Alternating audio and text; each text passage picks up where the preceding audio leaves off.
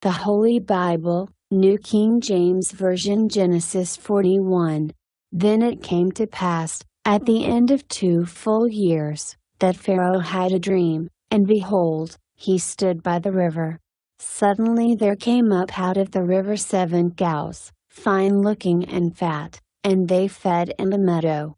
Then behold, 7 other cows came up after them out of the river, ugly and gaunt, and stood by the other cows on the bank of the river.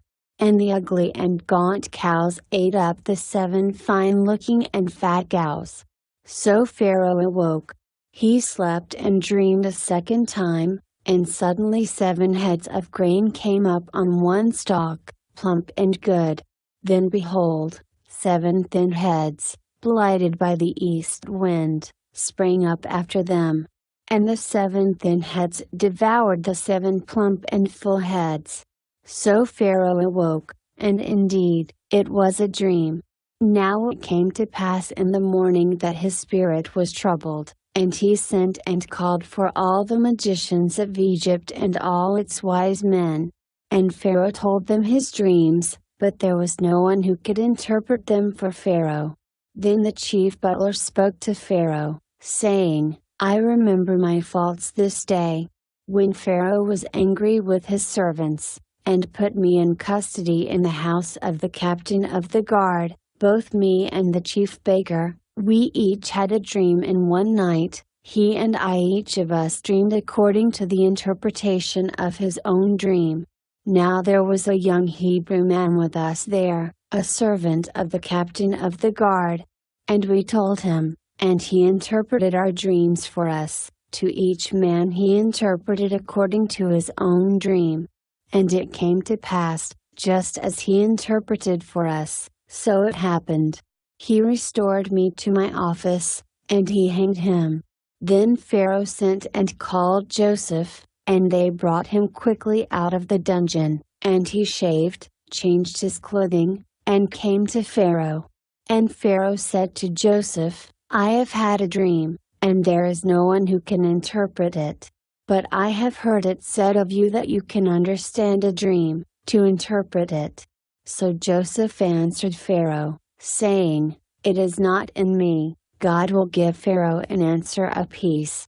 Then Pharaoh said to Joseph, Behold, in my dream I stood on the bank of the river.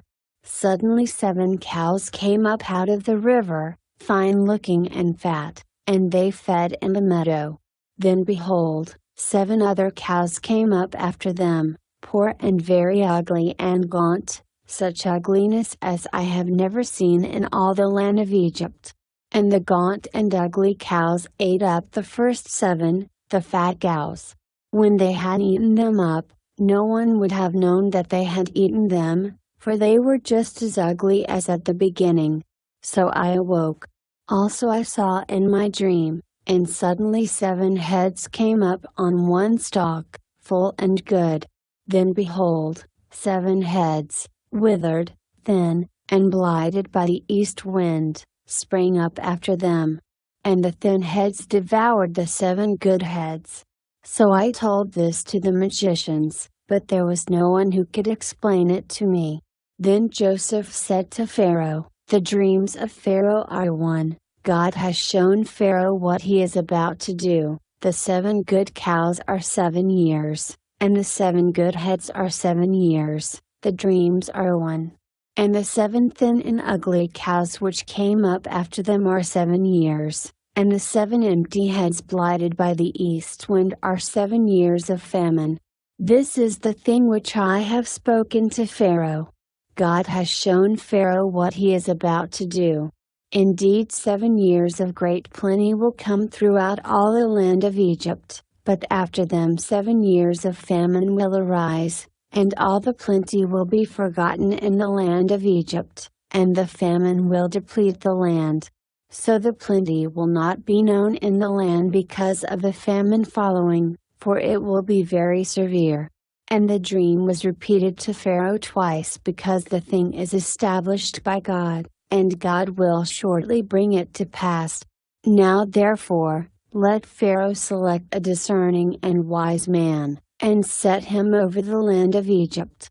Let Pharaoh do this, and let him appoint officers over the land, to collect 1/5 of the produce of the land of Egypt in the 7 plentiful years.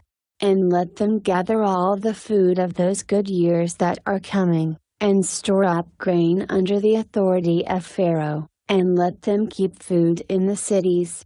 Then that food shall be as a reserve for the land for the 7 years of famine which shall be in the land of Egypt, that the land may not perish during the famine. So the advice was good in the eyes of Pharaoh and in the eyes of all his servants. And Pharaoh said to his servants, "Can we find such a one as this, a man in whom is the Spirit of God?" Then Pharaoh said to Joseph, "Inasmuch as God has shown you all this, there is no one as discerning and wise as you. You shall be over my house, and all my people shall be ruled according to your word, only in regard to the throne will I be greater than you." And Pharaoh said to Joseph, "See, I have set you over all the land of Egypt." Then Pharaoh took his signet ring off his hand and put it on Joseph's hand, and he clothed him in garments of fine linen and put a gold chain around his neck. And he had him ride in the second chariot which he had, and they cried out before him, "Bow the knee." So he set him over all the land of Egypt. Pharaoh also said to Joseph, "I am Pharaoh, and without your consent no man may lift his hand or foot in all the land of Egypt." And Pharaoh called Joseph's name Zaphnath-Paaneah. And he gave him as a wife Asenath, the daughter of Potiphar a priest of On. So Joseph went out over all the land of Egypt. Joseph was 30 years old when he stood before Pharaoh king of Egypt. And Joseph went out from the presence of Pharaoh, and went throughout all the land of Egypt. Now in the 7 plentiful years the ground brought forth abundantly. So he gathered up all the food of the 7 years which were in the land of Egypt, and laid up the food in the cities. He laid up in every city the food of the fields which surrounded them. Joseph gathered very much grain, as the sand of the sea, until he stopped counting, for it was immeasurable. And to Joseph were born 2 sons before the years of famine came, whom Asenath, the daughter of Potiphar a priest of On, bore to him. Joseph called the name of the firstborn Manasseh, "For God has made me forget all my toil and all my father's house." And the name of the second he called Ephraim, "For God has caused me to be fruitful in the land of my affliction." Then the 7 years of plenty which were in the land of Egypt ended, and the 7 years of famine began to come, as Joseph had said. The famine was in all lands, but in all the land of Egypt there was bread. So when all the land of Egypt was famished, the people cried to Pharaoh for bread. Then Pharaoh said to all the Egyptians, "Go to Joseph, whatever he says to you, do." The famine was over all the face of the earth, and Joseph opened all the storehouses and sold to the Egyptians. And the famine became severe in the land of Egypt.